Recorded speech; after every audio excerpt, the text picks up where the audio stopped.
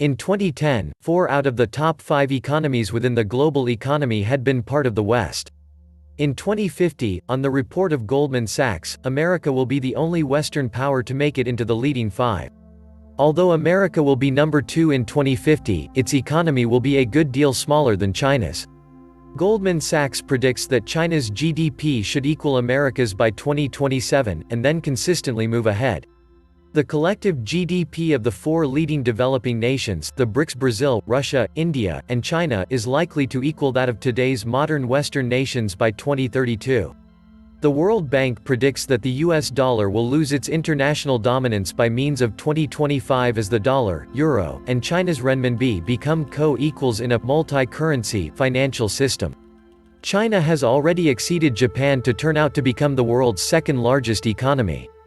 Although it'll be well into the next decade prior to China getting past America to become number 1, the numbers already talk for themselves. The United States in 2010 published a current account deficit of $470 billion, contributing to global imbalances that threaten future U.S. growth.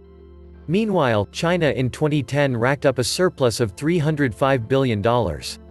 America's average fee of intake during the last decade was 70% of GDP and its savings about 3.5%. In comparison, China's average rate of intake during the last decade was 35% of GDP and estimates of its savings rate as high as 40%. China has funneled some of its amassing surpluses into the foreign wealth funds, which the authorities invest strategically around the globe. As of the spring of 2010, 3 of China's biggest budgets collectively had approximately $780 billion in assets, a figure more or less equivalent to the GDP of the Netherlands. Meanwhile, public debt within the United States reached $14 trillion in early 2011, over 90% of GDP, with annual deficits at their highest levels since the years following World War II. As American debt has piled up, China has become the leading foreign purchaser of American treasuries, keeping some $1.2 trillion in U.S. debt. With the aid of the cease of 2010, over 25% of U.S. Treasury securities held by overseas nations. Indeed, foreigners held over half of all U.S. government debt via 2010, exposing America to sizable financial vulnerability.